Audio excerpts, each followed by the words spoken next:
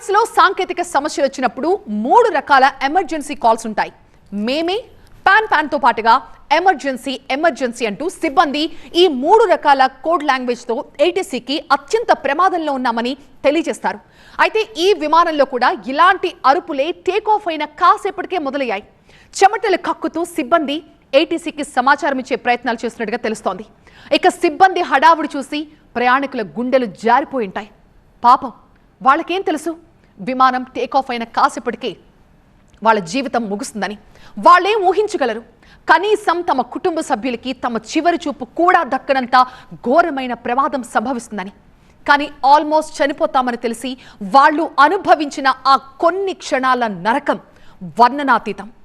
గెలుపోటములు ఆటుపోట్లు ఎదుర్కొని చరిత్రకెక్కిన జీవితాలు ఈ ప్రమాదంలో బూడిదైపోయాయి. అంచెలంచెలుగా ఎదిగిన ప్రముఖులు మాంసం ముద్దలైపోయారు.